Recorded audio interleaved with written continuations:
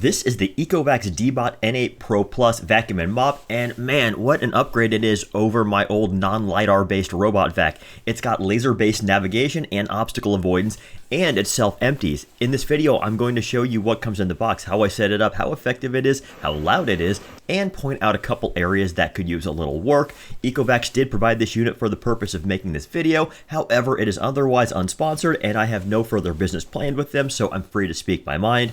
Anywho, here's what the manufacturer puts in the box.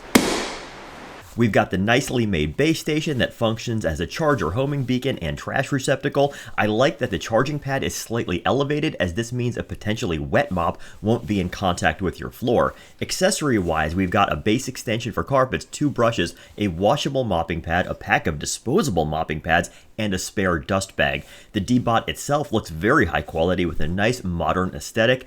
It's heavy too, so it doesn't feel cheap in the least.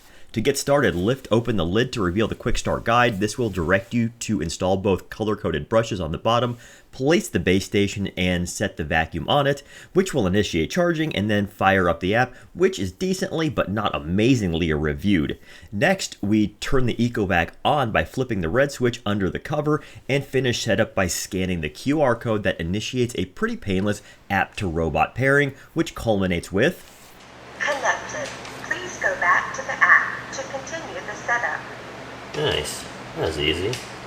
From here, I just initiated a first run cleaning cycle, which both vacuums and maps the room. Now check this out. Without ever having been run in my house, the Deebot N8 was able to quickly get the rough layout of my bottom floor just by using its built-in lidar. Older robot vacs, you know, the kind that navigate by bumping into things, usually took a while to produce something that looks like this.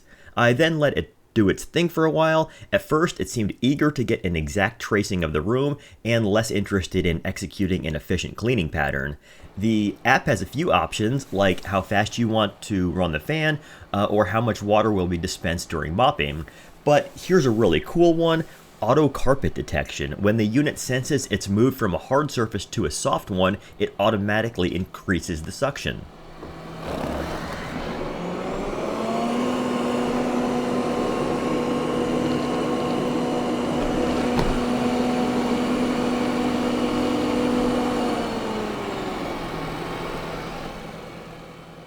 Once it's figured out where everything is in its new home, the cleaning process becomes a lot more routine. Here you can see it's following what I'll call a loose back and forth pattern, while simultaneously using its onboard object detection to avoid hitting things, which actually brings me to one of this unit's headline features: True Detect 3D, basically Ecovacs' fancy way of saying it uses lasers to avoid bumps.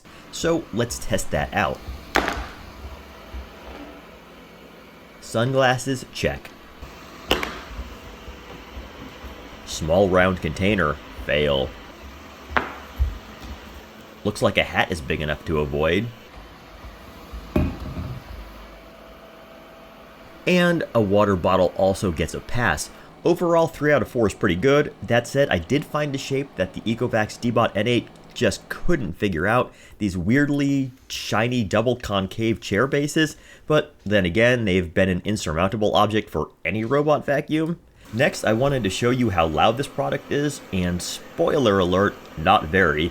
Using the default standard suction, we're looking at about 58 decibels, which is in between rainfall and conversation. Strong suction brings us up to about 65, which is in between conversation and traffic, while Max Plus checks in at 67-ish.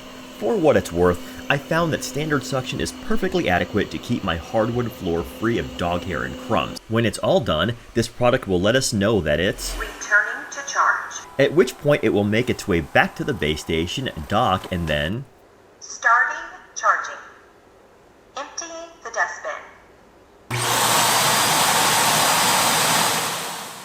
which is actually my favorite feature. I really liked my older manually emptying robot vac, the Roomba i3 Evo, but having to clean the dustbin daily was a bit annoying. So far, I've had this product for about 2 weeks and have not yet needed to actually change the internal bag. Nevertheless, here's how you do it. Pop open the spring-loaded top and simply lift out. What's really neat is that it's designed to open and close automatically, hopefully minimizing any dirt leakage while it's on its way to the trash can.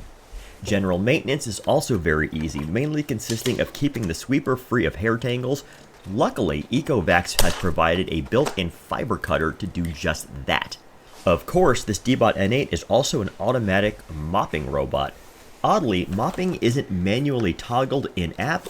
Instead, it just occurs anytime the robot senses a mopping pad attached, which it indicates by saying, Mopping plate has been installed. Thus far, I've only experimented with the reusable pad. Remember, they also include 10 disposables, so you can give both a try. The manual doesn't make any mention of a recommended detergent, so I've just been using straight water.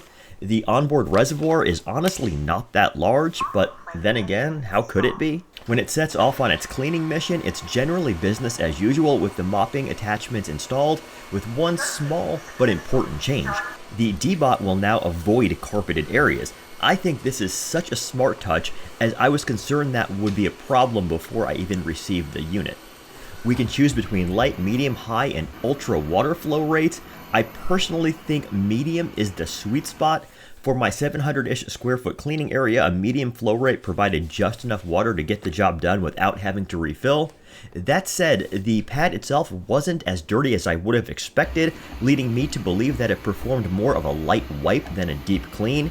Like I mentioned earlier, we also have disposable pads. This is likely the route I'll be going in the future. Overall, I'm very impressed with the Ecovacs Deebot N8 Pro Plus. It appears to be an upgrade in every way from the Roomba i3 Evo that I reviewed about 6 months ago, but then again, that's not exactly a fair comparison as they're sort of two different classes of machine.